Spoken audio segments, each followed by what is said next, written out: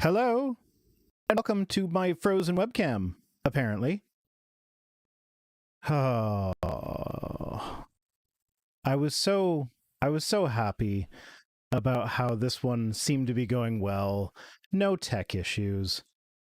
Oh, fuck. As the countdown was going, I noticed that the light on my camera was off. What if I just go straight to the camera? Oh, now I'm all little and there's a purple background behind me. Hey. Go back to this. Hey, it sees me now. Okay, there we go. I don't know what happened there.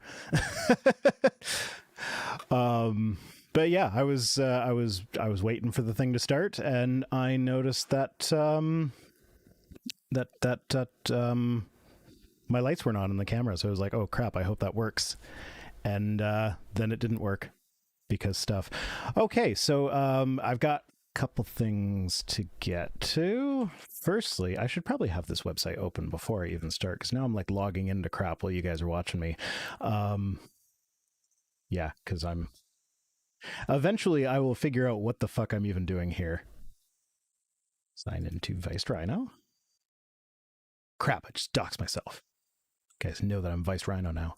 Okay, so Hannah Berg sent... Now, can you guys hear the alerts? Let me test widgets. Donation.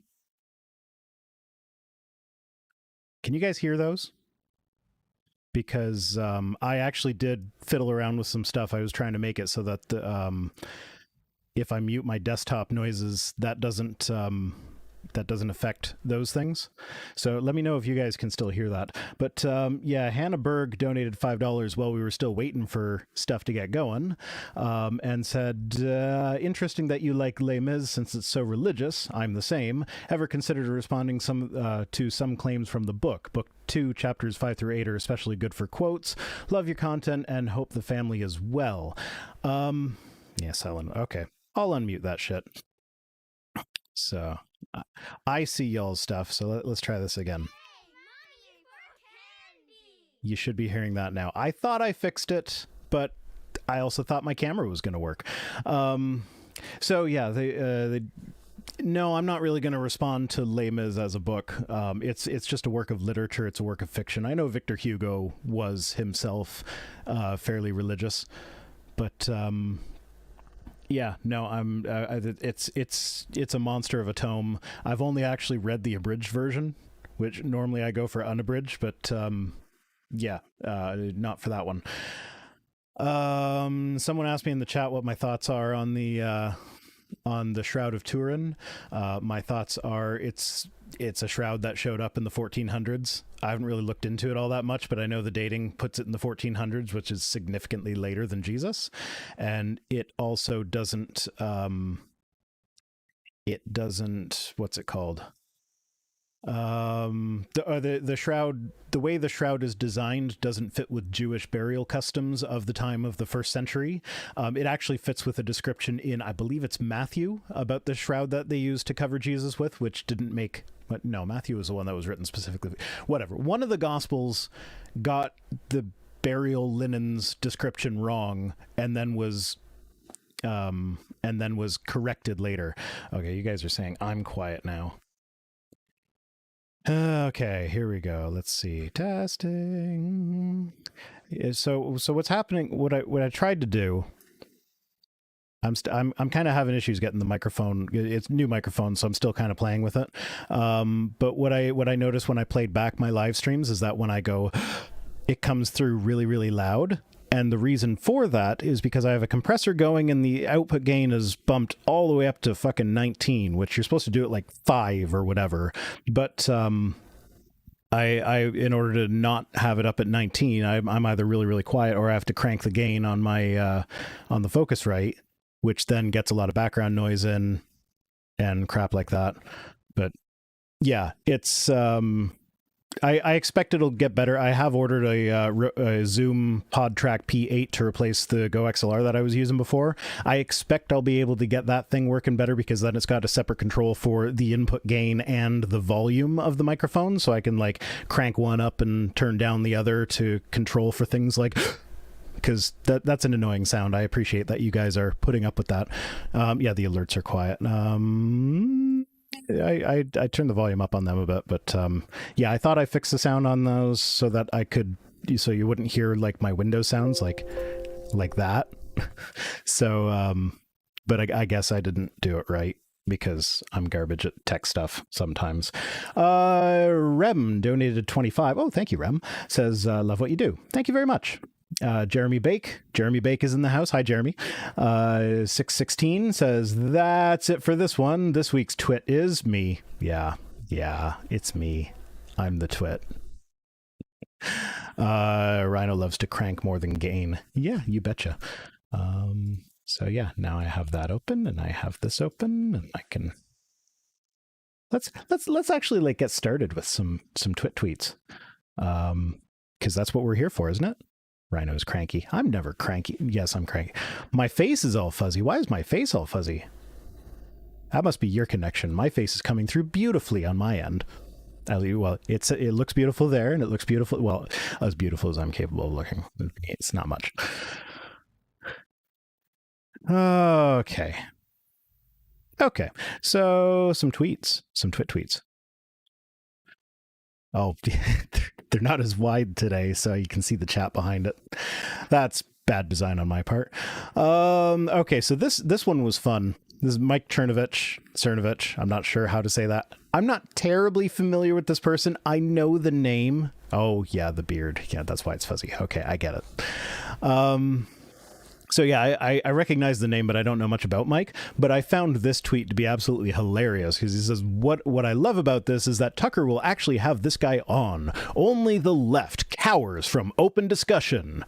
And then if you look down at the bottom, it says, who can reply? Only people that Mike Cernovich has tagged. This is like, only the left cowers from discussion. No discussion on this thread, please.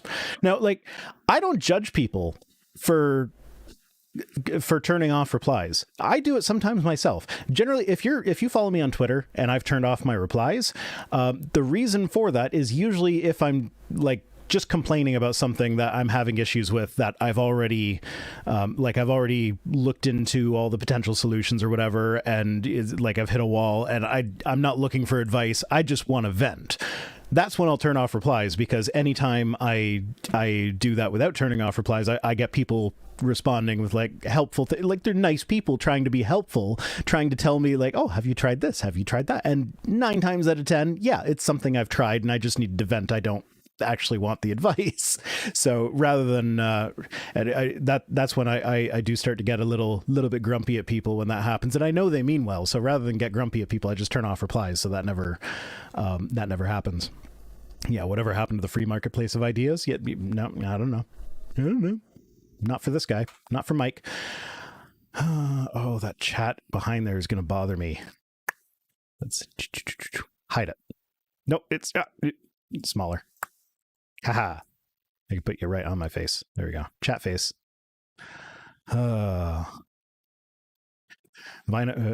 loves to vent into medbay. I usually pop out in security from that vent. DJ Publius says, so if a herd of wolves hang out in the water long enough, their nose will move up their foreheads and end up on the back of their neck. Kinda. Like, not those specific individuals, but like if they have reason to continue going into the water for like food or something, then as more wolf pups are born, they will have better adaptations to deal with the water, and that was one of the adaptations. And if you've ever if you look up how a dolphin embryo forms, its nostrils start on the front of its face where everybody else's nostrils are, and then as the embryo develops, the nostrils migrate back to the top of the head. So like in a dolphin that happens. So yeah, I was in electrical. Yeah, no, I never go to electrical unless you have to. That's where you go to die. Josh McDowell says, now we will never find all the answers. Every belief system, whether it's in religion or a philosophy or an ideology, everybody has to live by faith because we'll never find all the answers, and faith fills in the gaps where reason falls short. That's literally the God of the gaps. Faith fills in the gaps where reason falls. That's the God of the gaps. We don't know, therefore God. That and like, those of us who are saying we don't know, therefore we don't know, are not using faith. We're saying we don't know. That is when you don't actually know the answer, that's the more honest position than trying to pretend that you do know. Dolphin to wolf, such a beginner. Yup. Oh, who's calling Richard Dawkins based? Is based a good thing or a bad thing? Sometimes I've seen it used, sometimes it, like, I think it's supposed to be good, but sometimes it's used ironically to be bad. Richard Dawkins is cringe, is what Richard Dawkins is. Yeah. So, Frank Ramirez. So let me get this straight. If you have sex with a trans, you're having sex with a woman. First off, it would be like a trans woman or a trans man. But yes, if you're having sex with a trans woman, you are having sex with a woman. If you're having sex with a trans man, then you're having sex with a man. It's really not that complicated. Like, yeah, some women have penises. Some trans women, some of them have penises.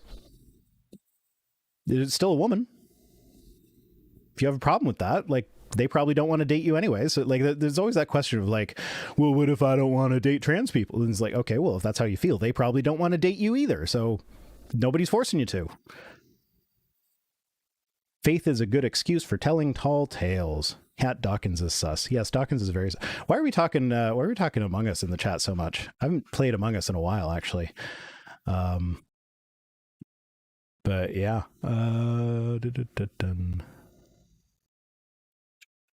We're talking about honesty and advertisement in the chat a little while ago. That was fun. There is no honesty in advertisement.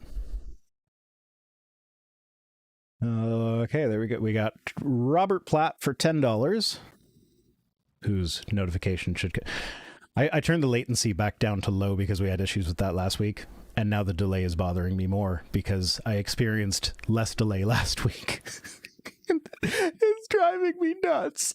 Okay, so Robert Platt says, scientists say we don't know, therefore catalog it as an anomaly. Sure. It's anomalous. Yay, there it is. Wow, that was a long delay. Holy crap. Jared Woodhouse says, Vice Rhino, I'll date you if you go trans. Yeah, you don't go trans. You either are or you aren't, and I am not. I mean, I could go drag, but I don't identify as a woman, so I am not trans. Or I don't, I identify as what my physical body is, so not trans.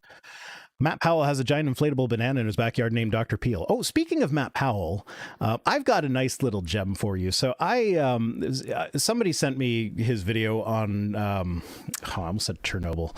Not Chernobyl, the high school Columbine. They sent me his video on Columbine, which I was like, no, I'm not going to cover this. This is garbage. I can't even, like, there's no, he hasn't really said anything that I haven't dealt with before. But then I watched through it and well, I'm just going to share it with you. If you follow me on Twitter, you already know about this most likely, but I'm just quickly cutting away from the tweets to go for the, I apologize. It's like, it's only a few seconds long, but like, trigger warning, Matt Powell. If it's about survival of the fittest and we evolved from African Americans into other Americans, what about the African Americans that are still alive today? He literally took the "if we evolved from monkeys, why are there still monkeys" line and made it not only stupider, but racist as well. Good job, Matt. Good fucking job. See, Ithaca in the chat saying cancel culture is fucking toxic. I'm becoming a conservative atheist. The conservatives invented cancel culture, buddy. Like, if you think cancel culture is ridiculous, just look at what conservatives have been doing over the last century. It's like they cancel people when they disagree with them. But sure, like, I don't know. I don't know who's being canceled. I don't know what that is with reference to, but yeah, have fun. If you're going to go conservative because you don't like that people don't patronize people they disagree with, like, that's the whole conservative shtick. Like, I don't know, like, whatever. Okay, back to the tweets. Barbara Albright. Oh, Barbara. He's not petty. So this was in a thread. They were talking about how God is petty for the things that he for the things that he requires and the things that he judges us for, and like the fact that he's so concerned with what we do with our reproductive anatomy. He's petty. So she says he's not petty. Gays cause most of the STDs in this world. That's been proven by science also. Like, okay, that's not correct. But if we say it is correct, then God's still petty, because that means he designed certain people specifically so that they would be attracted to their own gender, and then he made it so that sexual activity between them would be more likely to spread an STD because he didn't like that he made them that way. Like, I don't know. That just doesn't, like, right there, she's just wrong. But God created it man and woman. It's like, yeah, and sometimes he created man and woman, but then they had babies, and sometimes the men like the men and the women like the women, or they like both, or everything. You wouldn't like someone destroying what you made and turning it into an abomination. Well, that's the thing. Like, that's like, I actually probably still have a bunch of Christian books on sex and the holiness of sex and the sex in the marriage or whatever. They're like, I can't see it because the light's too bright, but I'm pretty sure there's one on that shelf over there. But like, I've read enough of the literature. Christians think of sex as a gift from God. If it's a gift, he doesn't get to tell us how we use it. If someone gives you a gift and then you just throw it straight in the garbage, yeah, that might be a bit insulting to them, but it's your property. You can do with it what you will. And yeah, nature did that, not a god, of course. Okay. So on with the tweet. I mean, if you had kids, you wouldn't like someone teaching them stealing is okay. It's like, okay, yeah, but here's the thing though. I can talk to my kids and tell them that, like, oh, did somebody tell you that stealing is not, or that stealing is okay? Well, by the way, stealing's not okay. And you need to listen to me, not some stranger who told you that stealing is okay. God could do that too. He could, like, I know they say that the Bible is the word of God. Oh yeah. Rodent, before I forget, rodent no last name. I was just trying to read it together. It's like no last name, or no, it's no last name. Rodent no last name says go team Rhino. I didn't know we were dividing into teams, but yeah, sure, go team Rhino. But yeah, so this tweet is just wrong piled on top of wrong piled on top of wrong. Oh, I felt attacked by this one. This is, I felt personally attacked. Theist video 5 minutes, atheist reply video 30 minutes. Bruh, you're trying too hard. That's what I do. I have, there's been at least one occasion where I took a video that was less than 3 minutes long and my response to it was about a half hour. Because you know what? It's really easy to say, well, the universe came into existence from nothing. Therefore, something must have made that happen. Therefore, God. It's really easy to say that. But to explain how we know that's not actually the case, or rather how we don't know that that is the case or would have to be the case, you have to get into the details of cosmology and the different models that we have and how we know the Big Bang even happened and like what we think might have happened before the Big Bang. So it takes a lot more energy to set misinformation straight than it does to send out misinformation in the first place, if that makes sense. It's like it takes more energy to correct something, to correct a misunderstanding, than it does to create the misunderstanding. So yeah, that's why that is. But yeah, I actually do have a couple short videos coming. Like I just uploaded one today that's less than maybe is right about 20 minutes, and I just finished a script today that was it was a shorter script than that one, so it might end up being like 12 to 15 minutes somewhere in there. So I do have a couple short videos coming up. Now that said, the one that I just scripted that's 12 to 15 minutes is like a 2-minute video, so it is what it is. Takes longer to clean a house than get it dirty. Yeah, there's a reason I don't point my camera in that direction. Like I'm pointing at the bookshelf over there. I ain't showing you the bookshelf because that's a mess over there. That is Jeremy Bake. Says theist research time 45 seconds. Response research time countless hours. Oh, so whoopsies. So many hours. I've spent so many hours researching stuff. Thunderbun says, I got my membership card in the Satanic Temple today. Can't wait to tell all the fundamentalist Christians. Watch tomorrow's video, because he brings up Satanists as proof of God.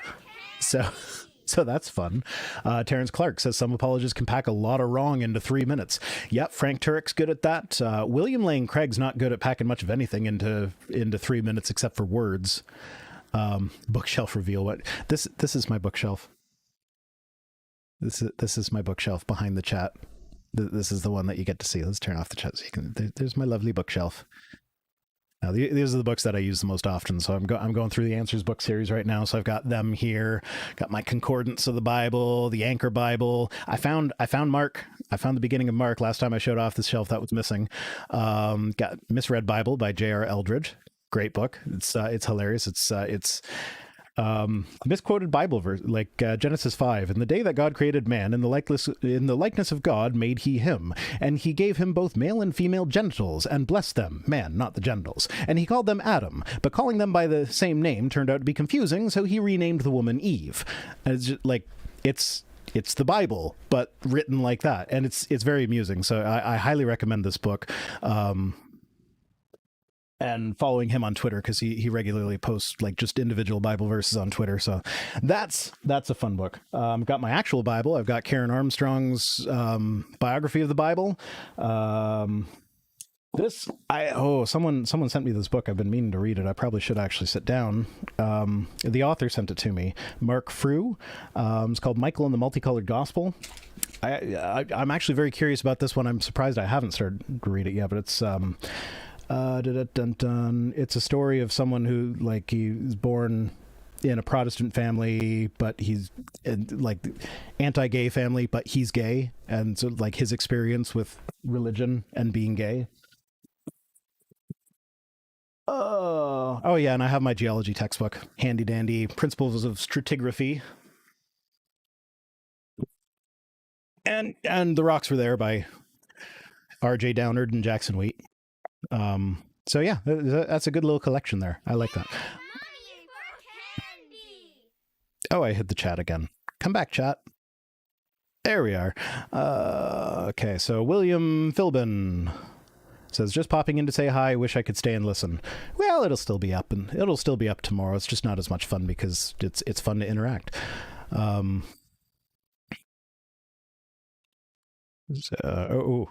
So Luna Greenwich. I assume it's pronounced Greenwich because that's how the city is pronounced. Correct me if I'm wrong, if it is Greenwich or some variation thereupon. She's, well, I assume with a name like Luna, it is a she. Again, correct me if I'm wrong. They say bodily autonomy can be a religious right, thus leading to abortion being a religious right. That's not how the right works. Bodily autonomy is just a right. Now, forcing someone to give birth against their will is a violation of bodily autonomy. So no one is legally allowed to do that. Well, ideally. So forcing someone to give birth against their will is the violation of the right. So you can't say me forcing someone else to violate, like me violating someone else's bodily autonomy cannot be a religious right. J.K. Rowling equals based. Fuck J.K. Rowling. Okay. Pastor John Hagee says, if you don't believe God heals, it's a certainty you won't be on the receiving end of a miracle. You need to quit trusting in your ideas and opinions and start trusting God. I'll trust medical science, thanks. All the evidence suggests that you won't be on the receiving end of a miracle anyway. So, like, if you're not getting a miracle either way, I'm going to go with the thing that has the better reputation for actually working. Yeah, there are some trolls in the chat, I think. But I don't know. I have a hard time with that. I need to find someone to actually moderate the chat for me. The problem is I have a hard time trusting people that I don't know in person. Like there are people in the chat right now that, like, I've chatted with them a lot. I would consider them friends. But for whatever reason, I just, like, when I feel like because I don't know them in person, I have a hard time thinking, like, oh, because they can control comments on videos of my channel, and I generally don't censor my comment section, so it's like I don't want someone that, like, yeah, I would consider a friend, but maybe with good intentions they would go through and delete some comments or whatever. Like, I don't know. I have a hard time with that. And if you're one of those people, I apologize. It's not you, it's me. I know that sounds bad. I'm sorry. But yeah, I need to. Where's Mrs. Rhino? Mrs. Rhino uses Thursday evenings to, like, hang out with one of her girlfriends on the phone. So she's in the living room, ignoring me. David L for $10 says, what do the no harm before the fall young Earth creationists think would have happened if Adam or Eve had stepped onto a sharp rock or fallen from a tree? Do they believe people were bulletproof? I don't get it. I don't really get that one either. I think if oh, Mrs. Rhino is here. Rhino doesn't trust any of us. Rude. Sorry. Yeah. So if I haven't put a lot of thought into it, but I know there is at least one branch of Christianity that they are kind of the impression that, like, Adam and Eve could have died from, like, physical injury before the fall, but no, that doesn't work because it's always no death before I don't know. Just chalk that up to another thing that doesn't make sense. Like, would it be like that episode of The Simpsons where Homer is Adam and he falls off the waterfall and lands on his back on a sharp, pointy rock and then just gets up and is like, what's pain? No, I don't feel pain. Of course I don't feel pain. This is paradise. Why would there be pain? But yeah, plot twist. They're watching the stream in the other room. Yeah, apparently she is. So yeah, Mrs. Rhino, if you are still watching, feel free to, like, mute people that are making trouble in the chat. I don't like blocking people from the channel, but if it's a continued problem, then sure. Claire Lehman says, with the ascendancy of woke, capital W, all conservatives have to do to attract majority support is not be crazy. But no, instead we get QAnon, Bill Gates conspiracy theories, anti-vax death cults. Thanks, guys. You're really doing a great job. Now, this person apparently runs Quillette, which I don't know a lot about Quillette. It's an online magazine founded by Australian journalist Claire Lehman, founder of Quillette. The magazine primarily focuses on science, technology, news, culture. Okay. I don't know. I heard someone say that Quillette is garbage, but, like, if they focus positively on science, news, technology, and culture and stuff, like, I have no problem with conservative outlets actually covering science and crap.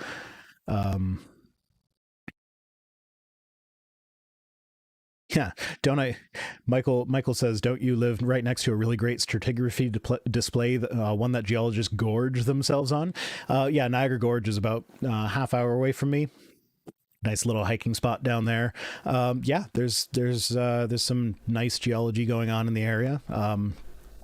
There's a conservation area nearby, about 45 minutes away, called Balls Falls, which it's balls falls. How can I not make a joke about it? But it's got some really lovely rock formations, and like the waterfall dries up period. Like there's a wet season and a dry season. In the dry season, it's like you can walk along the riverbed. That is normally like full of water in the wet season, but like then you can like really see all the stratigraphy on the rocks, and it's really really cool to look at. The Graham, Finneas, and Fife, they seem like a spamming troll. Well, I can put them in timeout. Put user in timeout. Did Adam and Eve even have free will before eating of the fruit? No. Nobody has free will because God is the ultimate creator and he knew everything. Because that's the thing. There'll often be this idea of foreknowledge. Like that'll be the defense of free will, is that like, of course you can know the future and people can still have free will. Knowing the future doesn't mean you caused the future. It's like, okay, that's an arguable point, but if I grant that, you're still saying he knows the future and he was in charge of creating everything. So he knows that if he did it just a little bit differently, all the downstream effects of that would be different. So if he'd have created things differently, he could have created a universe where Vice Rhino is still a Christian, and actually Vice Rhino doesn't even exist because I never would have started the YouTube channel to talk about evolution and crap. He could have made that universe, but he didn't. He chose to make the one where I become an atheist. So free will is not possible if God both knows the future and is responsible for creating everything and is all powerful. So when he has the omnis, there's no free will, just flat out.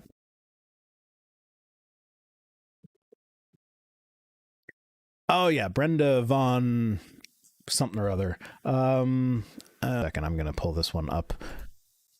I've been reading them off of my my what's it called? Streamlabs. OBS. I've been reading it off of my OBS, but this one's a little small, so I can't really read it. So up at the top says, but they do. Okay, so she was talking about philosophy. She made a point to someone else. She was getting in an argument with V. LaBianca about this, who, like, I don't know what her conversation with V was. So I can't speak to that. I didn't. Apparently, Brenda called into. I think it was. Which V's been on so many shows. I'm blanking. It's one that I was on. Talk Heathen? Might have been Talk Heathen. So Brenda called in to chat with V about philosophy, and she referenced that conversation in my conversation with her a couple times. I'm like, I don't know what you're talking about. I didn't watch the show. But I retweeted something of theirs that was like talking about how philosophy is about getting to absolute universal truth that's the same for everybody. And they're like, yeah, that's why philosophers are so well known for agreeing with each other, right? Like that's the thing that you think about when you think of philosophers, is people that agree about everything and universal truth and stuff. Apep is a nice guy, says finally here live. So here's a little support. Well, thank you, Apep. I appreciate that. So yeah, so I called her out on that and was like, you literally said that philosophy is about what is universally true for all people. I kept the top of this in. It's mostly the bottom I want to talk about, but I kept the top in because just to show you. But they do agree. I assume you're not so stupid to think you mean every single philosopher, right? So this person would like run around calling people fools and stupid and idiot and like just talking down to people ridiculously. And I felt I had a lot of patience with this person, but eventually I just did get tired of them and like, okay, look, you're not being an honest interlocutor right now. You're just looking to insult the next person. So I ended up muting them. But yeah, he said philosophy is the search for truth. Do you think it's just beliefs? So I in an attempt to show that philosophers disagree about everything, pretty much everything that she said to me, I was asking for a definition of one or two of the words. So in this case is like truth. Okay, how do you define truth? It's like philosophers are not in unified agreement as to what truth is. And then she says irrelevant. Philosophy is the pursuit of truth. It is where belief comes to die. God, it is no friend of mere opinion. And like, oh, the ignorance. Like, okay, first off, I asked, how do you define truth? When she's saying that philosophy is the search for truth. And then she says that's irrelevant. How is the definition of the thing that you are searching for irrelevant? How does that make any sense? Then philosophy is the pursuit of truth. Yeah, philosophy is the pursuit of truth. So how you are defining truth is entirely relevant to that. Philosophy is a method of argumentation, critique, and discussion. That depends what branch of philosophy you're in, because there's multiple different branches that deal with different types of questions. So, like, philosophy itself is not a unified, monolithic thing.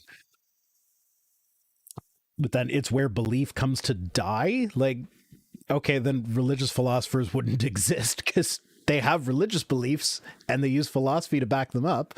So, and this person, to the best of my knowledge, is religious. But yeah, like, oh my god, like they were just, she was so wrong, but just so arrogant about. I actually posted a picture later of the Dunning-Kruger graph and was like, you are here on the big spike at the beginning. But it's like, before that, I was like super patient with this person, but she can't define it, therefore irrelevant. I think we'd been through the definition gamut a couple times by this point, so I think she was catching on that I was asking for definitions of things so that I could disagree with whatever definition she was using, because philosophers have multiple definitions for pretty much everything. And like, I hate the definition game, where it's like, if you're going to pretend that it's about universal truth when you can even play the definition game, then yeah, I'm going to play the definition game. And we're back to there. So just a handful of tweets tonight, not a lot. I've been going for less than. Oh, you guys must be buffering again. Lovely. Okay, YouTube keeps telling me I need better internet. We need better internet in our area, because the fucking, I don't know, we get 10 megabits per second upload speeds, which is pretty garbage. Oh, hey, I missed Fred Harvey's super chat. Sorry, Fred. Yeah, Fred Harvey says for $5 says Tree of Life would give Adam eternal life, so he did not already have that, so death was already extant. Yeah, that's a point that I've made before. Because like, what was the point of the Tree of Life if they Yay, Mommy, oh, what's that doing over there? That's an annoying spot. You guys can't read that. Put it over my head. I thought I did that last week. Lisa says the Christian God forbade knowledge to Adam and Eve. No wonder fundies are not smart. Yeah, some of them are quite smart, but then there's Matt Powell. If it's about survival of the fittest and we evolved from African Americans into other Americans, what about the African Americans that are still alive today? Yeah, so some fundamentalists are smart. Matt Powell is not one of them. But yeah, back to the eternal life thing. Yeah, I've made that point before, where it's like, if you're like, what is the point of the tree of knowledge of good and evil? Yeah, get those keep those roving gangs of mooses to stop playing Fortnite. No, I need better internet, but unfortunately I need to, like, our internet bill would double just to get like another 5 megabits per second. Like, in order to double how many megabits per second upload speed we got, we would have to pay for the internet package that multiplies our download speed times like 7. So I really wish that internet companies would pay more attention to upload speeds, because people like me need them. Praise Jesus, says Sansa Bark. So yeah, I don't know. I'm not seeing buffering on my little preview thing, so hopefully it's good enough. But I don't know. Angel Cotto says, speaking of religious philosophy. Oh, I'm going to get Jeremy first because he donated through the Streamlabs, and I tend to forget those if I don't read them right away. I almost forgot a $50 one last week. I still feel guilty about that. Thought the Tree of Life maintained the Undying, so when booted they couldn't re-up. Yeah, that was kind of my thoughts as well, is that like if you don't eat the Tree of Life, then you that's the Angel Cotto one that I was about to read, because delay. It's fun.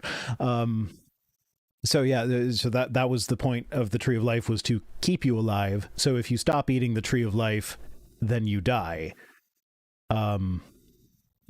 So like there would, and also like, don't eat of the tree of knowledge of good and evil, or else you will die. What kind of threat of that is that if they don't know what death even is? How does that work as a threat? That doesn't make any sense. So back to Angel Cotto, says, speaking of religious philosophers, what do you think of Plantinga's evolutionary argument against naturalism? Sorry if I'm diverting the topic. Love you. Love you too, Angel. I am not familiar with the argument by name. I have probably heard it, but I can't place what it would be off the top of my head. Most of us are internet leeches, so all that matters is download. Yeah, I know. That's the thing. I don't know of any other people who do YouTube as a career in my area. That's another thing. I'm looking into a new desk. I want to get a standing desk, but like this one, since I moved my setup over here, I get like nasty maunder wiggle. So like if I touch my desk, you guys are all shaking, like, we're crashing. I feel like Captain Kirk because I'm not moving. You guys are. Okay, so let's do a quick Google. Plantinga's evolutionary argument against naturalism. See, you guys are shaking just because I'm typing. You imagine how annoying that is while I'm trying to read what I'm typing. Okay. Evolutionary argument against naturalism. Loading. Going slow because I'm uploading as well. Backyard Banana sounds like a porn name. It does. Contemporary discussions in metaphysics, epistemology, philosophy of mind. This is a whole website with like a table of contents. It's like a book, basically. Oh no, it is a book. Okay, I was reading the description of the book. For some reason, oh yeah, Google. You know that Google does that thing where it like takes you to the spot on the page and highlights it. Sometimes that's nice, but then other times, like now, I don't realize I'm on the page to buy a book, so it skipped right down past the book to the description. Hang your monitor on the wall. Yeah, you see these wood panels though, like. I know I'd have to like find a stud, but I don't know if there's anything behind the wood panels like that. That used to be an exterior door, so there's nothing there. But like I don't know what's behind these things, and I'm kind of scared to pull them off because we've had so many surprises in this house. It's like, oh, what the fuck is that doing there? So I don't know. And also if I mount the TV, if I mount the monitor on the wall, then if I get a standing desk, if I go up and down, it doesn't go up and down with me. So. Yeah. So yeah, this isn't the best, like, I don't know. This isn't the best setup for recording stuff. And it's also like, because of this, I actually know I know what the weather is outside because I can feel it coming in through there. When it's windy, my feet are cold because it's blowing across my feet. When it's a nice day, I get like the occasional gust of fresh air coming in through there. So yeah, this is the coldest room of the house in the winter and the hottest room of the house in the summer, and it's where I work. But yeah, I've got a video. This is where the title of the thing comes from. Pleasure is bad. I think Godless Engineer did this one. I think he did this one recently, or he is working on this one. I got it from him. He like in a chat group that I'm in that he is also in, he posted and was like, oh, this guy's nuts. So I think he's doing something with it too, but I figured I'd cover it here. Monitor on the wall will really fuck with the standing to sitting desk. Yeah, it would. I see my wife saying sure he is to someone, but I don't know who she's talking to. Find a stud. No, I ain't touching the street line. Yeah, I have a stud finder, and I do the required joke. The beep, beep, beep, beep, beep, found it. Are you secretly living in my shitty ass? No, I'm just this. We live in an okay house, but it was built in 1928, so there are some surprises. Like we still have some of the original knob and tube wiring. Our insurance company was happy with that as long as it was not visible. I don't know why, like, out of sight, out of mind is a thing that they're okay with, but it's better than ripping out all the way, because our entire second floor is wired with knob and tube, and it's all on one circuit. So yeah, our house has some, like, every now and then there's a nasty, like, ooh, who did that? Try Elon's satellite, and oh, fuck that guy. I don't want to give him money to do the light pollution thing. Like, oh, I have mixed feelings about the Starlink thing, because on the one hand, it's so cool, and internet is at this, like, I think in 2004 or something, the UN declared it to be a human right. And like, I understand, like, the internet literally saves lives on a number of occasions. So I understand that, but at the same time, like, how many satellites does he want up there? Like 30, 40,000, something like that. And we got to get to a dark sky preserve with the kids before he ruins the night sky. I need an Enterprise bridge chair. That would be sweet. I would love that. Be amazing. The fuck is knob and tube wiring? Now I'm off to Googling. Yeah, knob and tube wiring. They would run the hot wire and the neutral wire separately, and they would go through these little tube things, and they'd be connected with knobs. It's actually a fairly safe method of wiring, because if something goes wrong with a wire, it's like you don't have the hot wire and the neutral wire right next to each other, where, like, if there's a break in the insulation, they will immediately short out and potentially start a fire, or at least blow the breaker every time you, like, constant blow the breaker. So in that sense, it's kind of safer, but on the other hand, these are wires that have been in the house since maybe the 1930s. So who knows whether or not the insulation is still any good on the stuff that's in the walls that we haven't seen. And on top of that, like, we have the whole second floor goes through a GFCI circuit. So if something does, like, if there is a wiring fault or whatever, it'll just trip that and the whole second floor won't work. And we had to do that because otherwise because it's a hot and a neutral and it's so old, there was no ground wire. So we in order to get 3-prong outlets on the second floor, we had to either rip out all the walls and update the wiring, or just install a GFCI outlet by the panel that the whole circuit goes through. And electrician assures us that's the proper up to code way of dealing with that without ripping out the walls. So it should be fine. I don't know. I'm not an electrician. I trust the electrician guy. Okay. Don Chon says Alaska vaccine vacay. I can try and say that. That's a tongue twister. Alaska vaccine vacay. Alaska vaccine vacay.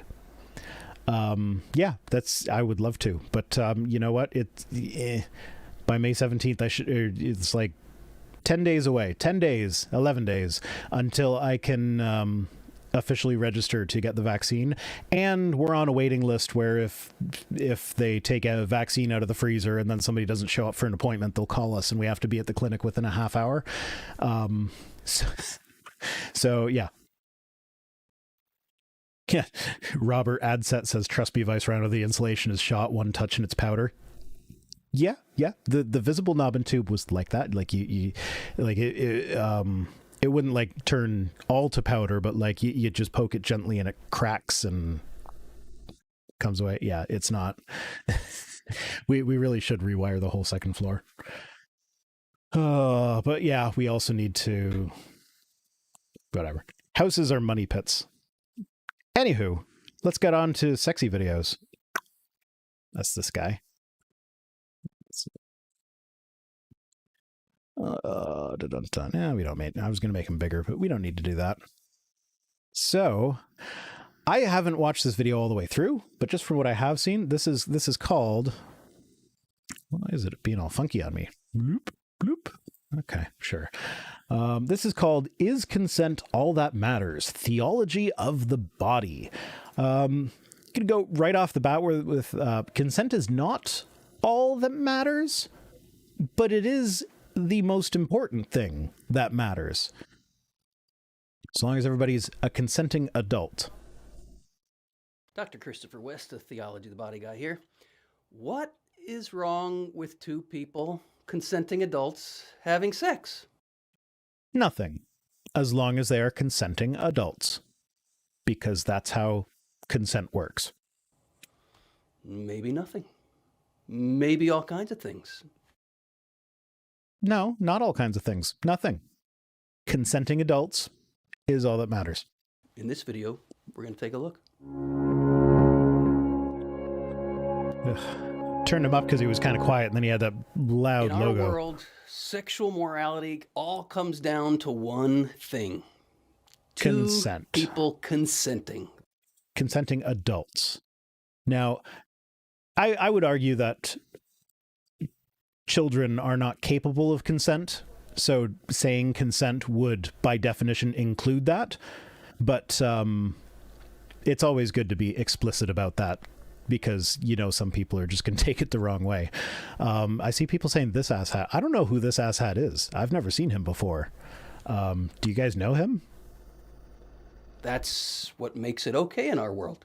And so Yeah. people respond, what's wrong with two consenting adults having sex? Exactly. Maybe nothing, but maybe all kinds of things. We're going to said that continue already. looking at some of the questions in my book, Good News About Sex and Marriage.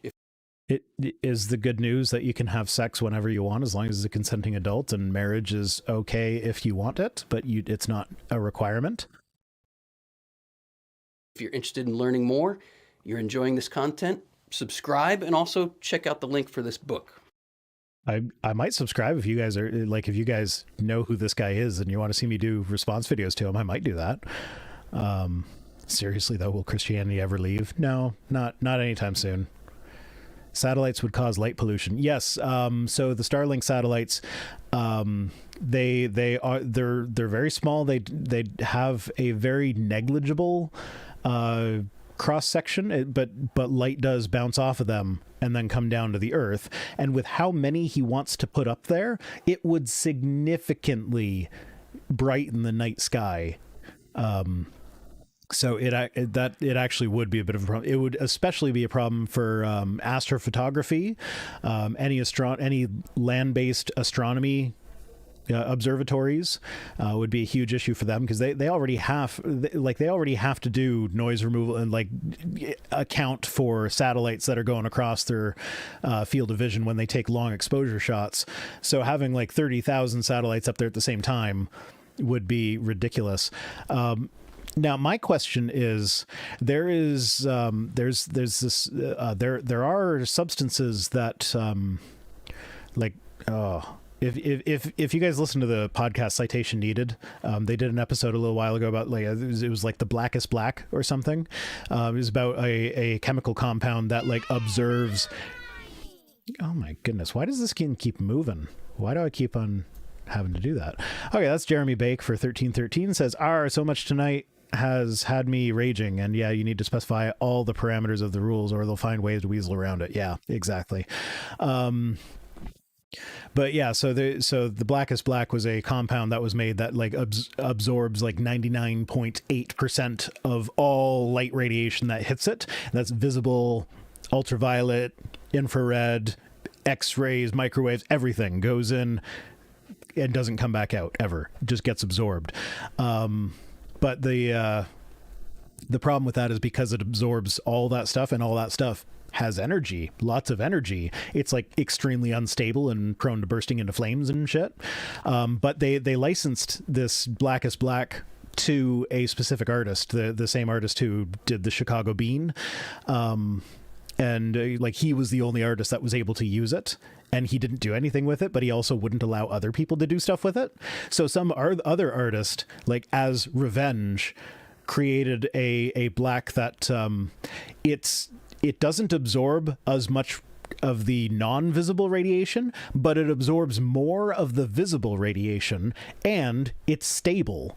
So then he because he invented this, he's actually patented it, and he's got it for sale, and you can buy it under license from him as long as you sign a waiver saying that you are not the artist who has the patent to the blackest black that isn't actually doing anything with it.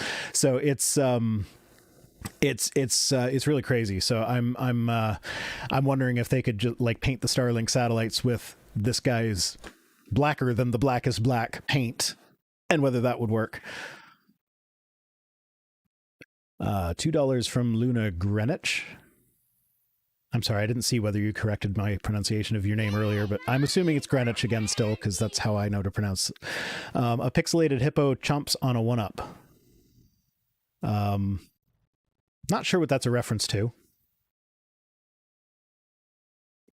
I see he's just reading the chat feed. LOL. Yeah, that's kind of my thing. I get on here to do response crap, and then I get distracted by you guys because I like to. Yeah, that is the guy who also made the Pink is Pink. That's a perfect example of what I do here. What do I even do here? I get distracted. But yeah. There's a video here. Should I press play? Okay, let's jump right in. Let's do that. What are people? Oh, here we go. It is Green Witch, but one word. So Greenwich. I apologize for mispronouncing it. I was pronouncing it like the city in England that the Greenwich Meridian goes through. But yeah, I will correct my pronunciation. Saying to each other by having sex. It depends what the arrangement is. Could be saying I love you. Could be saying, hey, let's have some fun. Is it in keeping with the true meaning of sex? Does sex even have a meaning? No. Sex has, like, it's how we reproduce, but it's also a fun activity that people can do for like fun. So like, no, it doesn't have meaning except for what we impose on it. So if it means something to you, then that is the meaning of sex to you. That's how it works. And that's one of the reasons why consent is important, because it means different things to different people. Did you know they brought back Superbook? It's CG now and on YouTube. I don't know what Superbook is. I'm sorry. It's got those asshat dad glasses. You talking about my glasses? Mine are just the cheapest frame that looked all right at Walmart. Because as you may have noticed, I'm not the most stylish guy. Like plain t-shirt. I spend a little extra on the sweaters because I love the sweaters, and this one in particular, it's like waterproof and crap. I'm distracted again. Is it in keeping with the dignity of the person? Okay, I see Jeremy in the chat making fun of the fact that I had trouble saying his name earlier. Yes, I kept on calling him Jeremy Blake. I think Bake's easier than Greenwich, but mispronunciations are my thing. That pause face, though. Is it honest? Is it loving? I mean, it can be dishonest, and it doesn't necessarily have to be loving. But again, like consent, if there's dishonesty going on, is it part of a game? I don't know. Do these questions even matter to us? What? No, most of them no. Most of them don't matter. You like do what does it for you. And if your partner is into something different, I like either come to some sort of agreement where like you'll whatever. I don't need to get into specifics about that sort of stuff. But oh yeah, the guy in the video with the dad glass. Yeah, it kind of suits him though. Like if anyone could get away with those glasses, it's him. It works for him. Yeah, fun fact, our closest relatives, bonobos, are known for being bisexual and very sexually active. Yeah, that's how they say hi to each other, by having sex. Like, oh, hey, how's it going?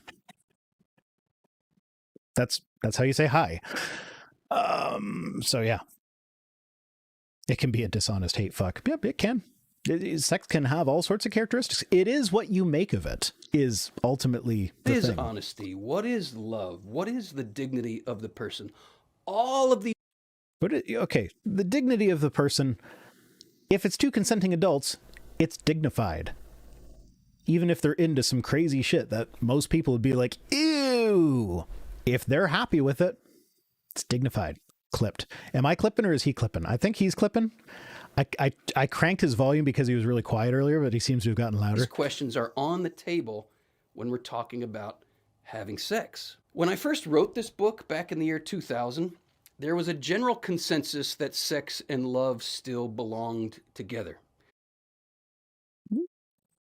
Okay, maybe, but who cares?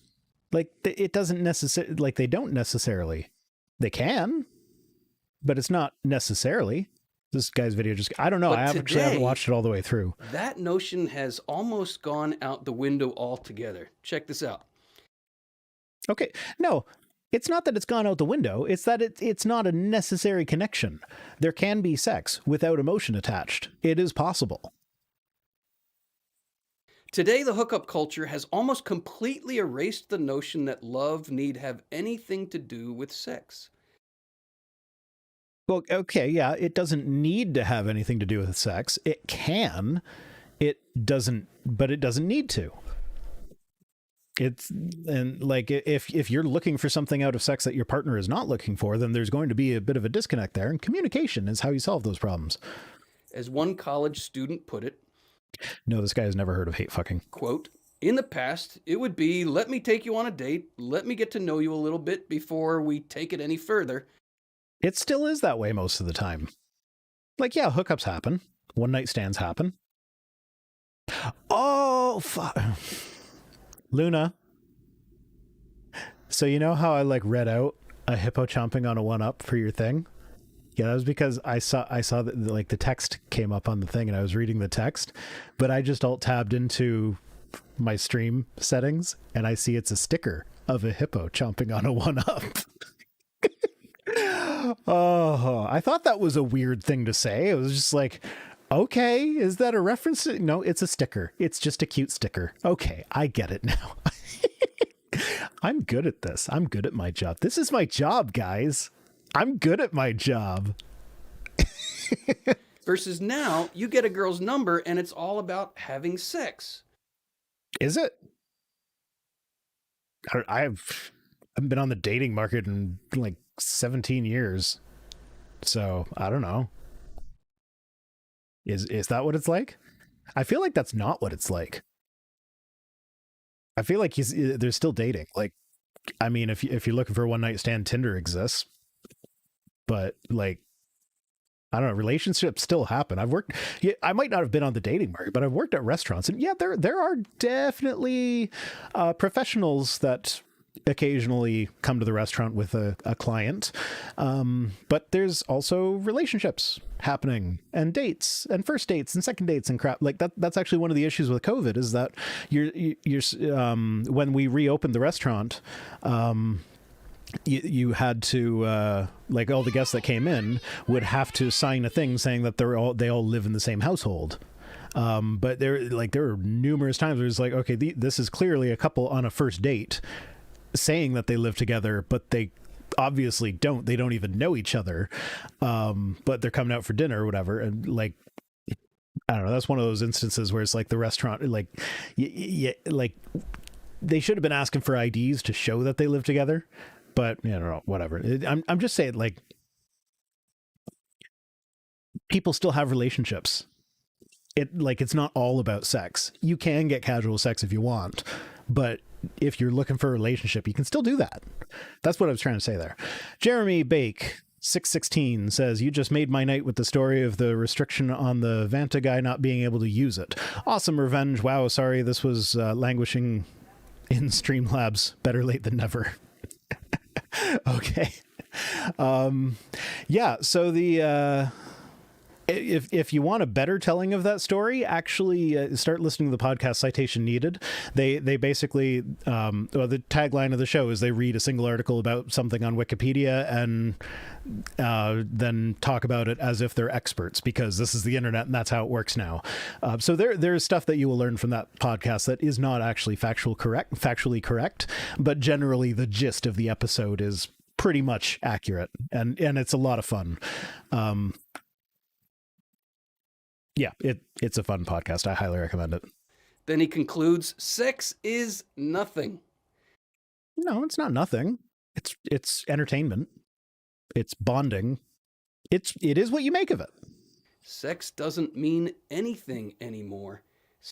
It doesn't have to, but it still can. Sex is just about pleasure. So are back rubs. I don't see you railing on them. Should non-married couples not give each other back rubs? Like, it's all about physical pleasure. That's what it's about. All right. And with a back rub, the reciprocation, like with sex, the reciprocation can be at the same time. It can be simultaneous. So it's like both parties can be enjoying themselves at the same time. Whereas back rubs, it's like if you're the one giving the back rub, giving a proper back rub, that's hard work.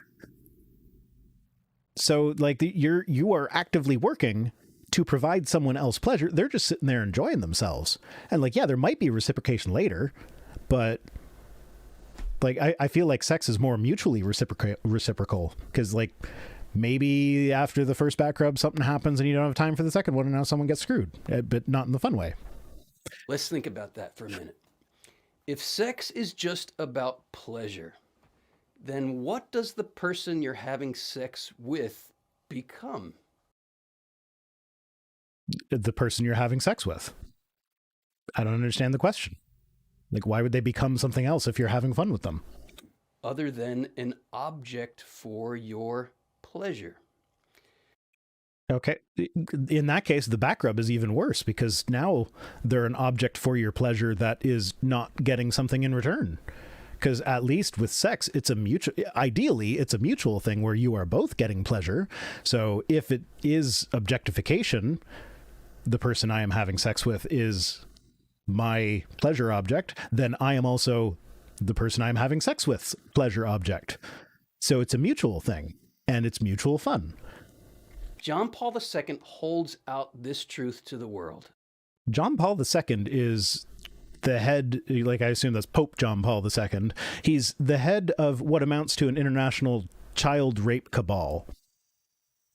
So I don't really care what he has to say on the matter. Like when they stop protecting their pedophile priests, then I might start to consider the possibility that maybe I'll think about what he's saying. But until then, he doesn't get to tell me squat about morality. And if I look honestly in my own heart, I think it's true. If I look honestly in my own heart, there's a lot of blood in there. The human person does not want to be treated as a thing. Stop talking shit about me. Mrs. Rhino is shit. I don't know whether or not you guys heard that, but she just popped in and was like, "Stop talking shit about me." Like, okay. It's all about sex though, if you do want to listen to it. Like, are you still listening? Oh, well, it's all sex now. Sex talk with a creepy old guy. And I think he's Catholic. So like, really, they don't have any right to tell anyone else what to do sex-wise? This distraction has been brought to you by Mrs. Rhino. The human person does not want to be treated as a means to someone else's pleasure. Why not? Some people like providing pleasure to other people. Okay, if you want to hear the context, go listen to the stream. You can't hear what he's saying. I know. That's your problem, not my. Shoot! Out of the office. No, they can't see you. They can only see me. Okay, so this other interruption has been brought to you by Mrs. Rhino. What did he say? I forget what he said now because I was busy fingering my wife. As a means to someone else's right. pleasure. A means to someone else's pleasure. Like how he says it there. Yeah, no, some people enjoy giving pleasure to other people. Like, that's one of the best parts about sex is giving someone else pleasure. Being the means for providing pleasure can itself be pleasurable. Like I was talking about giving back rubs and how, one person's working. Some people enjoy giving back rubs. Some people don't enjoy receiving back rubs, but they do enjoy giving them. Is that person just an object, a conduit for someone else's pleasure?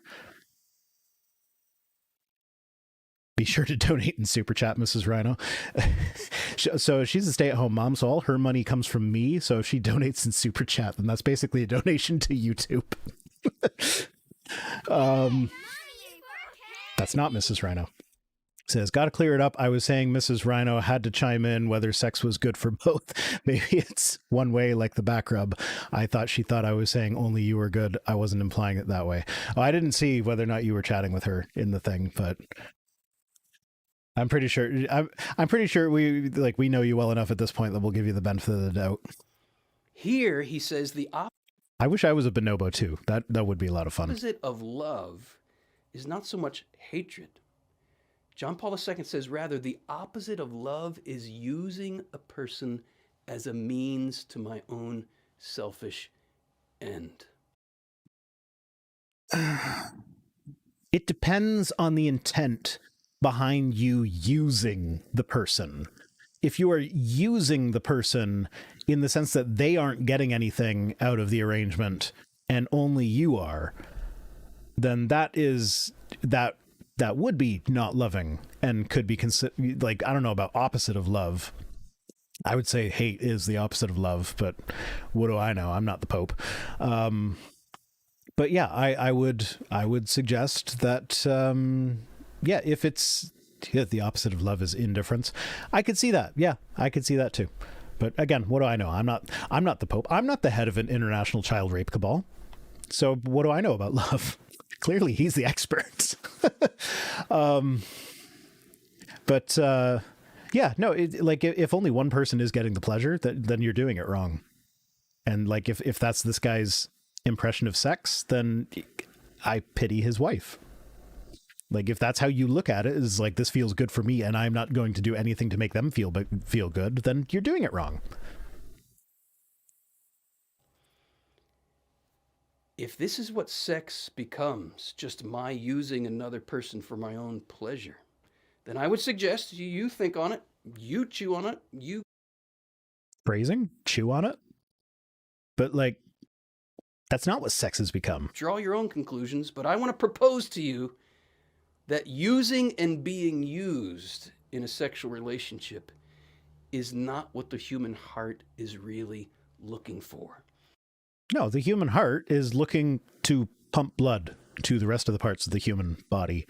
The human brain might be looking for a but that's what I mean. Like, sex is what you make it. If you just want to get laid, but you're like just got out of a bad relationship, there's nothing wrong with that. Like, if you find just someone to hook up with that's looking for the same thing, they just want to have a good time, no strings attached, that's fine.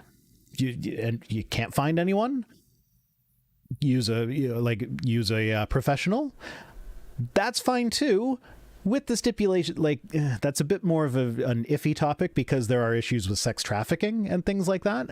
And if you live somewhere where prostitution is illegal, then it's basically impossible to verify whether or not the person on the other end of that transaction is actually consenting or whether they've been forced into it by someone else, which is an argument in favor of legalizing it, because realistically, consent can involve money. If you pay someone for something and they say yes, then that's fine, as long as they know what they're getting into and everything.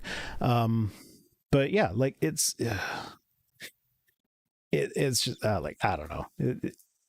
I feel like he doesn't understand what sex is. To the dignity of the person. But why not? What is undignified about wanting to get laid, not having a partner handy, and not wanting a relationship, and so getting laid? Like, how is that not dignified?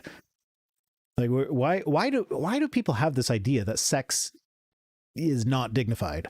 Like, sex in general is not dignified. Like, the heart thing was a bit assholish. Of all the things that I've said on the stream tonight, you take issue with me saying the heart wants to pump blood. It's the brain that wants the relationship. That's just a stupid joke. Like, I know what I know, like, oh, the heart is where you feels like you feel the emotions because that's where the physiological changes take place. But that's just, oh my, she's in a mood tonight. She's like showing me her ice cream spoon. Then don't eat your ice cream. I'm not eating. Okay, bye.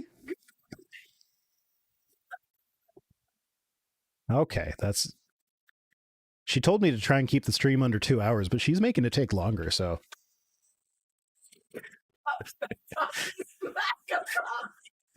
Let's get back to the sex thing, shall we? Sex is pog. What is pog? Like pog, I've seen that. That's a new thing now. Pogs are those little round things. We've devolved to bonobos now. Okay. I was saying something again. Next time, can we get Dr. Ruth? I don't know. Does Dr. Ruth give bad advice? I remember her giving good advice, but I also haven't watched Dr. Ruth since, like, I was a teenager. Yes, I watched Dr. Ruth as a teenager. Not regularly. We had a Canadian version that I would try to watch more regularly, but, you know, this late night TV, you got to make sure the parents are in bed and stuff. Pog just means awesome. It's a Twitch. It's a Twitch Pepe. But Pepe is whatever. I don't know. To me, pogs are those little paper circle things that you hit with the harder plastic ones or the metal ones if you had money. So yeah, do you guys remember pogs? Is anyone old enough to remember when pogs were cool? Showing your age. Pogs were the shit. Pogs were pog. But like that's what I think when people say, "Oh, that's so pog," is like, okay, did somebody decide that pogs are cool now? So we're comparing people with pogs. We long not to be used. We long to be loved. Not always. Sometimes you just want your space, but you also want to get laid. And that's fine. That's valid. What does that mean? Let's keep going here. It means you don't know how humans work. Here's another quote from a college student. College students, obviously the best authorities on things. I think I need to turn my light down. I'm a bit washed out. Our generation has given up on love. It's Shiny. easier to find... Not shiny. Pardon me, but as she says... Shiny. It's easier to... That's what she said. It's easier to find... Okay. I wasn't paying attention. I was playing with my shiny face. To find... Pardon me, but as she says, it's easier to find a buddy than a boyfriend. He censored himself. It's easier to find a fuck buddy than a boyfriend. Why isn't this his book that he wrote? He could have just not written that in the book. He could have like changed the word and put in those square brackets to indicate that he had changed it to make it less, to take out the word fuck. It's easier to find a fuck buddy than a boyfriend. I mean, it probably is. A lot of horny guys out there that are single that aren't really looking for a girlfriend, but that doesn't mean it's impossible. People still get married. This is what one female college student explained during spring break. Love is not real, another one insisted. It's like this fictitious thing that society has invented to justify having sex with somebody. So you're taking what a college student at spring break says about sex and assuming that applies universally to everyone now? Like, college kids are idiots. Everybody knows that. And if you're in my audience, you're a college kid, you probably know that. Oh, why is everybody typing E? Oh, that's only one person. Is that another mute? Oh no, you said it'll stop. Okay, I don't need to mute you then. But yeah, like it's a college kid saying stupid college kid things, and like I don't know. I was dumb when I was in college. I did all sorts of stupid shit that I like. Everybody has that. You lie down, you think of like, oh, when I was 22, I did this and that was so dumb. Why did I do that? Everybody has that. And yeah, most of mine are college and before. Holy crap. I don't know if you guys could hear that, but like my neighbor across the street had his ATV going. And remember how I said I get gusts of air through here? I'm getting his diesel fumes in here now. So like, through my exterior wall. It's a brick wall out there. Well, okay, no, right there where the exterior door was, it's siding, so I guess there's a hole in the siding, but yeah, the window's closed, so that's coming through my wall. Welcome to my house. I'm getting high on diesel fumes. It might be hard to find a more depressing and pessimistic view of human relationships. It might be, but it's a fucking college kid. College kids don't know how to do relationships. I mean, some do. It's not universal, but okay, there are some smart college kids. And if you're in college in my audience, I'm sure you're one of them.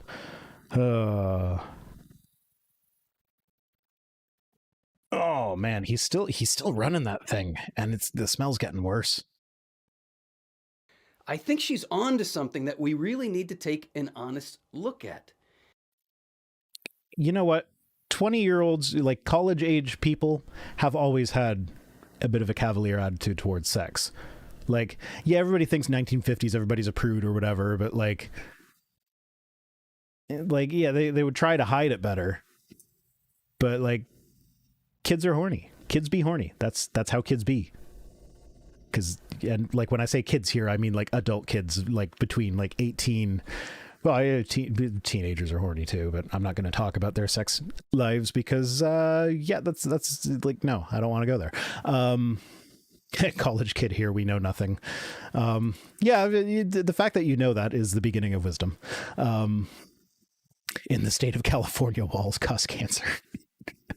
Everything causes cancer to California. That's actually an interesting discussion of risk versus what is it? Risk versus harm, I think, or not harm. I forget what the other word is. Someone will get into it, but like there's that college adult here, we horny. Yeah. There's that group that determines whether or not things are carcinogenic, but they like expose lab rats to ridiculously high levels of these things that nobody would ever come in contact with in the real world.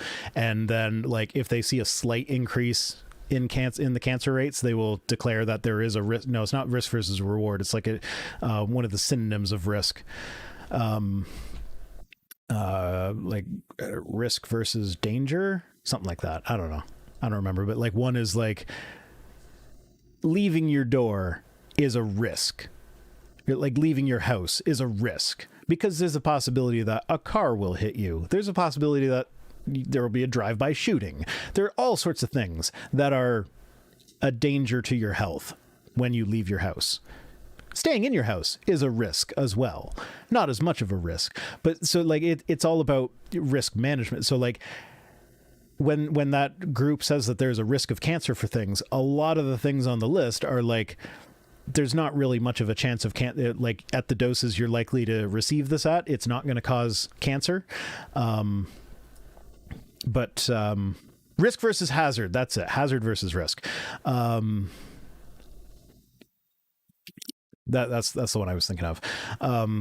So the hazard is like, if you drink this, you're probably going to get cancer.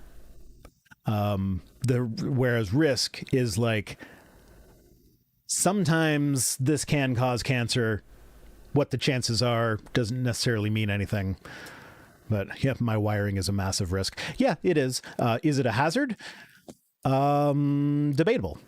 I think the GFCI outlet, those things work pretty well. As long as you actually do have to test them on a regular basis, because the little actuator that's inside can get jammed if it doesn't actuate regularly. So you actually, that's what the test button is for. So you do like about once a month, hit the test and reset. Otherwise, they can kind of lock up and keep the circuit closed when it should open. But having the GFCI there pretty much ensures that if there's a change in voltage due to like electricity leaving the circuit, like anywhere on the circuit, that'll trip the GFCI and shut off power to the second floor. So as long as I keep that outlet in good condition, it'll be fine. If we're just in it for the pleasure, but then we call it love in order to justify it, that's not honest. That's not real. Yeah, but most people don't do that. Like sometimes you can be in it for the pleasure, and that's just it. Now, if there is love there, that's fine too.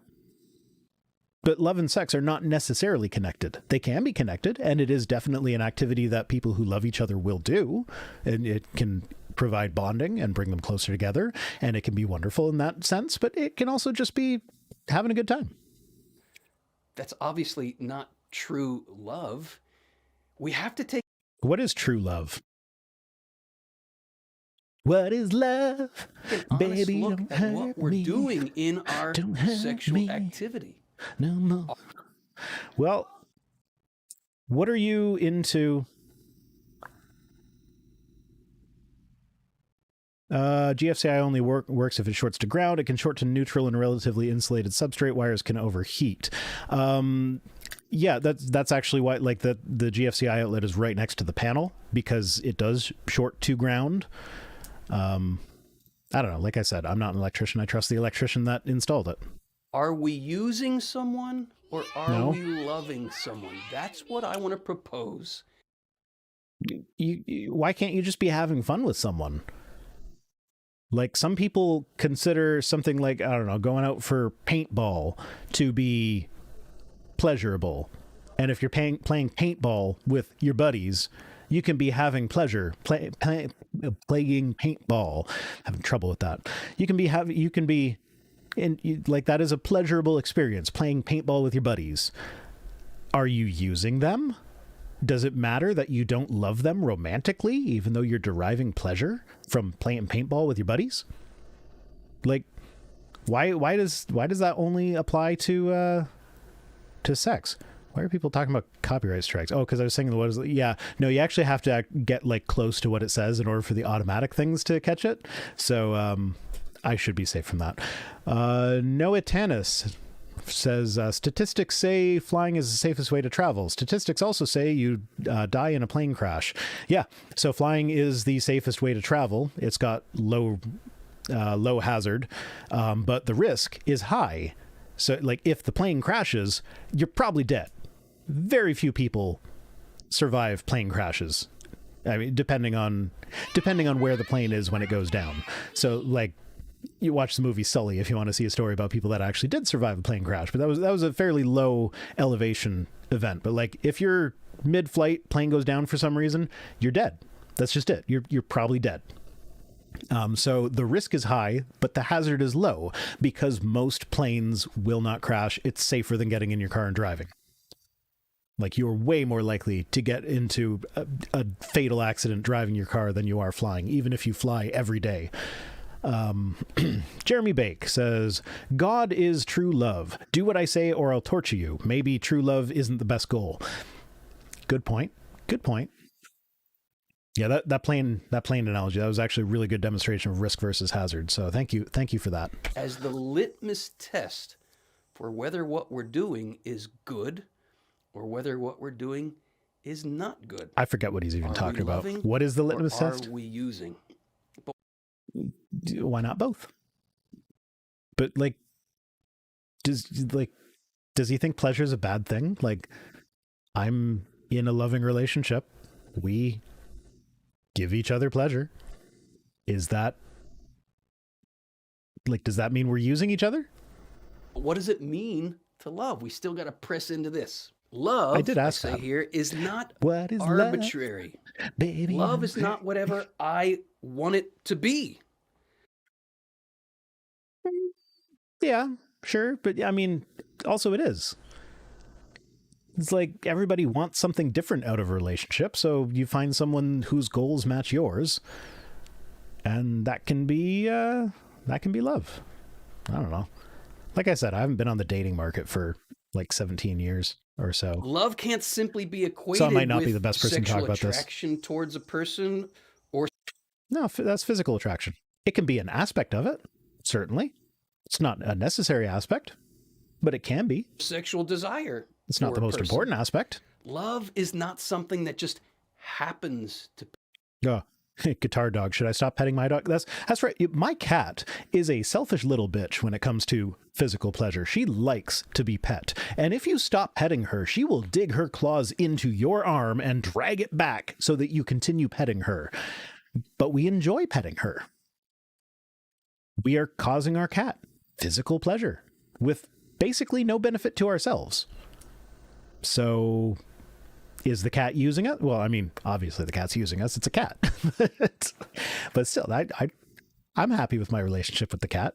People, it's not just some hormone that we feel or an attraction that we feel. I mean, everything that you feel is like not hormones specifically, but different chemicals in the brain and different neural patterns and crap like that. But yeah. If I changed my channel name, what would I change it to?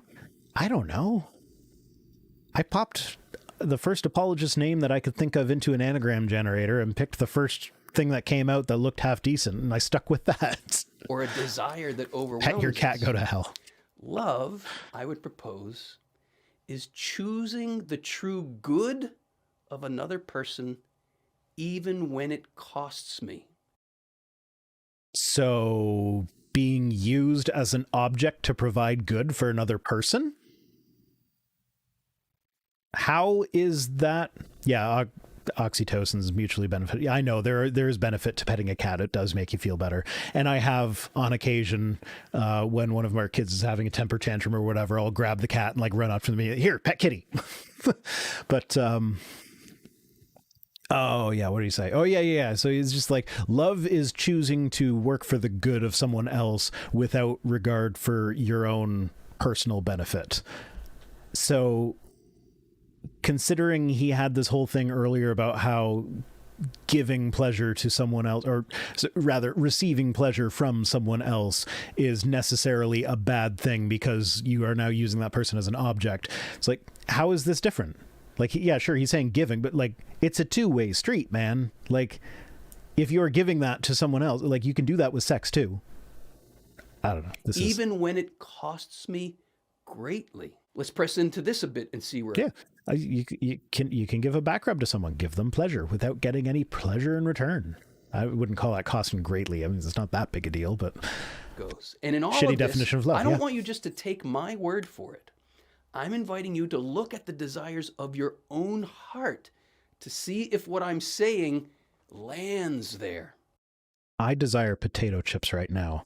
Now, if my wife is loving and she is watching, she will interrupt the show again with a bag of potato chips. Let's take a look. When we experience emotion... Squish that cat. I love that video. That's the reference to the vet video that tells you how to handle the cats. It's so good. And I actually, like, my cat hates being held, but you can do the football, like the under the arm thing and hand supporting. Like she'll sit like that forever, and she's okay with that. But she hates being held normally. I objectify my cat as a pacifier. I do. Yeah. Towards someone, attraction towards someone, sexual desire for someone. John Paul II calls this the raw material of love. I mean, sexual desire can lead to things being raw if you don't use enough lube. So this is why sex ed is important. Oh, I see Mrs. Rhino. Does she have a bag? She's got the cat. Did you? Oh, you didn't hear what I said earlier? I said if Mrs. Rhino loves me, she'll show up with a bag of chips. Yeah, you have to steal from the kids, but we have them. But she's got the cat. She brought me pussy. Yeah, definitely. Okay. He says we got to build. Wizard Seth says, whereas God is presumably watching and knows you want chips, but will never give you any.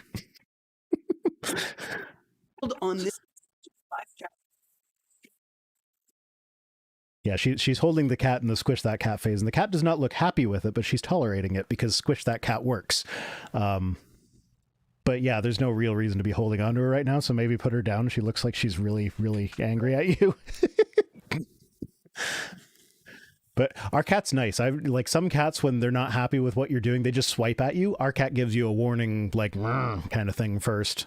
And it's not like a growl, but she does, and it's nice that she warns us before swiping us. This foundation, whether we have something we can honestly call love. And he says one of the biggest mistakes we make here is to confuse the raw material of love with the finished form of love. Okay, so ignoring that whole thing about how the Catholic Church is a pedophile protection racket, We're talking about a man who has sworn off romantic relationships for his entire life. Why should I take his advice on a romantic relationship? Does he have experience in the matter? Why does he get to define romantic love when he's not supposed to feel it ever? Ha! Is that why you Am I sleeping on the couch tonight? Did someone? Now this is a test of that noise canceling thing that I have going on. Yeah, it's still working, I think. So you guys, in theory, don't really hear the chips if the noise cancellation thing is working. Now, when it goes into my mouth, you'll hear it. Because that's unavoidable. And this is just gross to most of you, I imagine. Because I know it would be. I know I hate it when people do stuff like this, so I'll stop. I'm horrible. It just...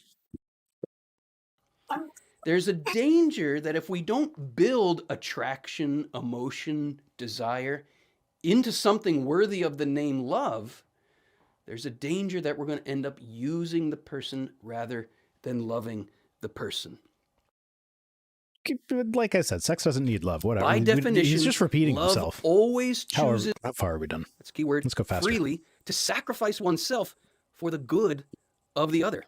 Sexual love chooses freely to make a total gift, a faithful gift, and a fruitful gift of myself. Nice. People are actually. Oh, you can't hear me chewing, so I can just eat. So you guys can't hear this. This is amazing. I know I kind of went off on it last week with how amazing this noise cancellation is, but it's great.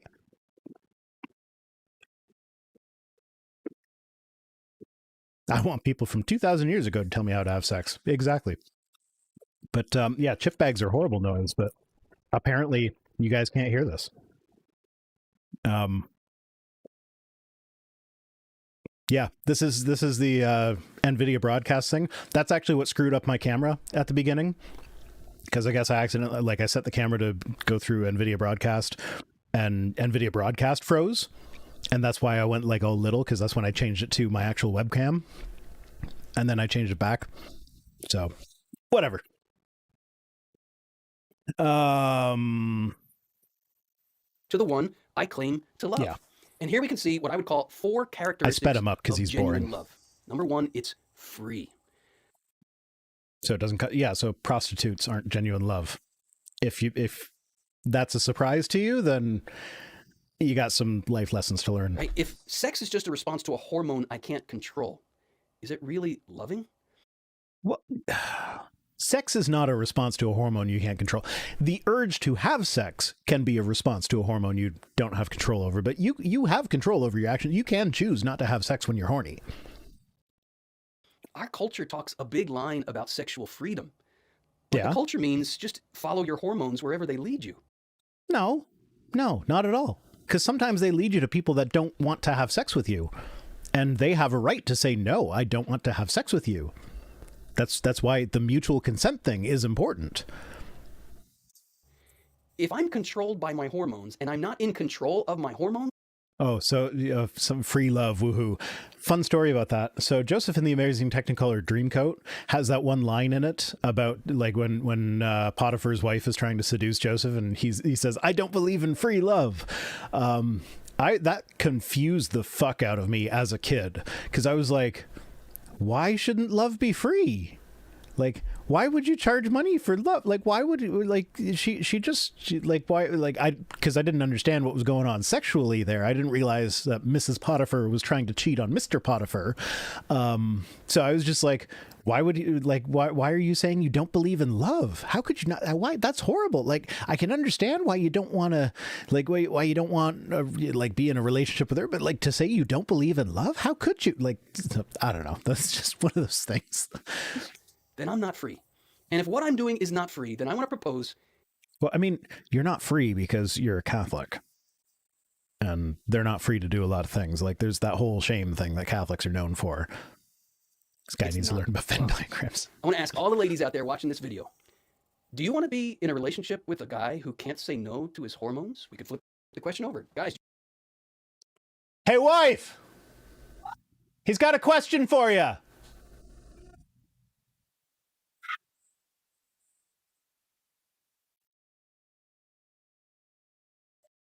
Do you want to be in a relationship with a guy who like can't control his hormones and just has sex with you whenever he wants? No. You mean I can't just... Oh. I thought I do was consent forever. Okay, you get, that's it. That will be all. That will be all. What did you just try and throw at me? That's a horrible thing to throw. You need something with weight. The Blue Yeti's right there. It's pretty heavy. Paw streamers. Anyone need streamers? Pause. I hit my You wanna light. be in a relationship with a woman who can't say no to her hormones? Yes. We recognize intuitively that if someone can't say Yes, no, what? Do I want to be in a relationship with a woman who can't say no to... their yes doesn't mean anything. And we end up being an object of that person's sexual pleasure. There's a little kick No, we not can get from necessarily. being the object of someone's Okay. sexual pleasure, but it doesn't reach the deepest desire of my heart for love. And that Well, relationship that's a you thing. If it doesn't reach the deepest desire for love for you, then that's a you thing. But some people are okay with that. Some people don't have the same deepest desire as you. Also, great pause face. always threatened when it's based on pleasure. Let's all have all the sex we want. I mean, yeah. Stream's over. Because if it's based on pleasure, if I'm no longer giving the person pleasure, the person is going to say, see, I'm going to get my pleasure somewhere else. Luna Greenwich is asking what the noise canceling software is. It's NVIDIA Broadcast. It does, in theory, require an RTX graphics card. The 20 series works as well on it. I've got a 3080. But yeah, it's NVIDIA Broadcast. We have to base, I would say, propose it to you, you think on it, you chew on it. But if we're looking honestly at what the human Stop heart saying really chew desires, on it. I propose it can't just be based on you giving me pleasure and I giving you pleasure. That's I mean, if you want to. I mean, I generally don't go after guys. I don't think. Like I could probably be gay for pay, but I'm not actually gay, if that makes sense. Like, you know, like I'm not grossed out by dudes, but I would never go after a dude. two people using one another rather than loving one another. Love has to be free, and it has to be a total gift of self. Okay. It doesn't, but like Unreserved it's- gift of self. A faithful gift of self. yeah, so you give of yourself. I don't see what his problem And is here. A life-giving gift. of $20 self. is $20, Why? am I right? People say, Yeah, Why does exactly. love have to be free, total, faithful, fruitful? For one reason. I actually remember when my sister, I forget what movie it was, but Leonardo DiCaprio was in it, and it was like it was a movie about his like descent into drugs and desperation and crap like that. And like there was one scene where it's like he's supposed to be at rock bottom, and he's like going into bathroom stalls with men and allowing them to give him a blowjob for money. And I was just like, I'd let a guy blow me for money. Like, that wouldn't bother me at all. Okay, super chat. Got Alt Tab to get to it now. Azula Spencer says, so I am a lady and sex and love are disassociated for me. I could care less who my partners have sex with as long as they love me and remain clean from STDs. Just saying. See? There we go. Because, like, for some people, they're not connected. For some people, they are connected. Like, these are actually some of the, like there are different, like, the most well-known sexualities are, like, homosexual, heterosexual, bisexual, asexual, but there's all sorts of like little subcategories in there where some people sex is more important than others, to others it's not important at all. Like there are asexual people that will have sex because it feels like it's something they want to do as part of the relationship, but it's not about the sex, it's about the relationship, like what this guy's saying basically. But then there are other asexual people that are like, the whole thing is gross. I on one of the videos that I talked about asexuality recently, somebody commented that like they were talking about how they occasionally clean the pipes, but it like they don't want anything to do with it, but every now and then they need to clean the pipes, if you know what I mean. And so it's like there are all these individual sexualities within sexuality, pansexual as well, but and they're it's perfectly valid. Like if you are like what Azula said, if you are okay with your partner sleeping with other people as long as your partner stays clean, like disease free, that's fine. If that works for you, then that's what works for you. And there's not a problem with that. I don't see a problem with that. Because God is love. The God measure doesn't of exist. love is love itself. Yeah, okay, but like the dude committed genocide. How is that love? And like he refuses to, like he's going to torture people for all eternity unless they believe in, unless they believe that he sacrificed himself to close a loophole in his own rules, that he could have just written the rules differently, but he decided not to. He decided he wanted to have to kill himself later. Like, it just doesn't make sense. God is that love. And his love is No, he's free. not. His love is... No, it's not. His love is not free. He says, love me or you get tortured for all eternity. That's not free. It's total, without any reservation. Except he'll torture you if you don't love him back. Like, that's not love. That's love me or else. That's gaslighting. That is not love. His love is faithful. His love is life-giving.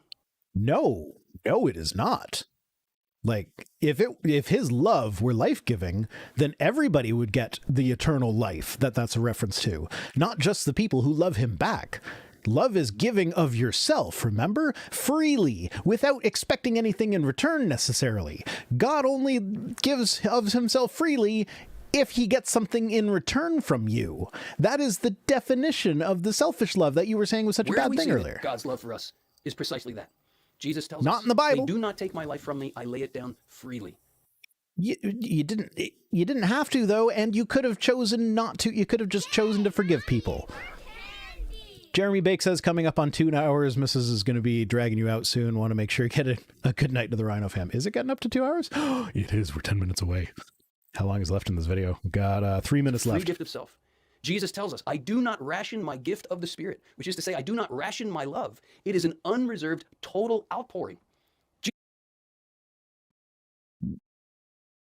No, it's not. It's perfectly, like, if you torture people that don't love you back, that's not unreserved love for everybody. Jesus' love is faithful. He says to his bride, the church, I will never leave you. I will never forsake you. And his love is life-giving. I have come, he says, so that my bride might have life and have it to the full. Okay. Yeah, somebody just commented, like, we're talking about objectification earlier. The Bible literally treats women as the property of the men in their lives. Like, that's why, like, rape is treated as a property crime. They're, like, people say, oh, yeah, the Bible does condemn rape. It's like, yeah, it condemns rape as a property crime against the father or the husband. It's not a crime against the woman's bodily autonomy. It's a crime against the father and the husband. So the Bible literally objectifies women. Like, it lays out the price that you're supposed to pay to marry them off or to get married to them. I forget which. I don't know. Some cultures pay to have their women married off, and other cultures pay for the privilege of marrying the woman. And I don't remember which one the Bible advocates for. Yeah, and like the only human sacrifice aside from Jesus that I can think of that like is explicitly a human sacrifice to Yahweh. I mean, there's a few of them, but the one that's the most explicit is Jephthah's daughter. And that, like, so the most explicit human sacrifice in the Bible that's not Jesus is a woman. She was the first one out when he got home from war. Like the women have no autonomy in the Old Testament. Free, total, faithful, fruitful love. That's the measure of love. The new commandment Jesus gives us is, yeah, if that's the measure of love, then God doesn't love us. love one another as Sorry. I have loved you. And the great... So Mrs. Rhino better love me or I'm going to torture her. Because that's how he loves me, if he exists, which he doesn't. gift that St. John Paul II gives us in his Theology of the Body is that the call to love as God loves, freely, totally, faithfully, and fruitfully, was chiseled by God right in our bodies when he made us male and female and called the two to become one flesh. So just throwing in some casual homophobia at the end, whereas male and female, the two of those can become one flesh, but not gay, man, not gay. Oh, no, not them. This is the proposal I want to hold out to you. Sexual love is meant to express divine love. What's wrong with two consenting adults having sex? Absolutely nothing. If they are giving themselves to one another freely, totally, faithfully, and fruitfully. Okay, so then let's ignore the homophobic crap at the early, because we're just talking about consenting adults, right? So it should be fine. And you know what another name for that kind of giving is? It's not marriage. Don't say marriage. If you say marriage, The spousal gift of sex. Okay, you didn't say the word marriage, but that's marriage. Okay, fuck you. That's exactly what a man and a woman commit to at the altar. The priest or the deacon. No, that can be done outside of a marriage. You don't need the piece of paper or the ceremony to do that. And on top of that, it's not specific to a man Ask and them, a have woman. you come here freely to give yourselves without reservation to one another in marriage? Do you promise to be faithful to one another all the days of your life? Do you promise to receive children lovingly from God? Why are those requirements of marriage? Why does a marriage have to end in children? To all of those questions, Holy they say, shit. yes, we do. Yeah. Pause face again. Oh God, there's so much to unpack there. Like all of that can be done outside of a marriage. That like a marriage is not a requirement for that. It doesn't have to be a man and a woman. It can be two men, can be two women, can be three men, two men and one woman, two women, one man. It's one man. But it can be weird combinations of that. Like it can be all sorts of different things. Like, oh, fuck you, guy. They commit to that kind of love with their hearts, and then with their bodies, they express it when they become one flesh. Okay, but they can do that outside of marriage. Like they can have a commitment to each other that's a full commitment. And like buying houses and shit together is not an easy thing to wiggle. Like that's a pretty big commitment, even if you're not married. And like it's I would say it's probably easier to get a divorce from a marriage than it is to get out of owning a house with someone else. Like that it's probably easier. Because I know getting the marriage license was a lot easier than buying the house. So I imagine getting out of the it'd be the same for getting out. But when we my God. understand this, that sexual intercourse is meant to express divine love, and that God loves us as a Oh, so it's just sexual intercourse then. So all the other like hand jobs and blow jobs and anal and all the stuff that's not just straight up penis in vagina sex, all that's fine then outside of marriage? That's the conclusion that horny teenagers are going to draw from this if they're actually looking to this guy for advice on it. Like, oh, I can trick God by not sticking it in the vagina. bridegroom loves the bride. Now we understand what sex really is. Now we understand why only married people who are truly expressing a renewal of their marriage vows can say what sex really means.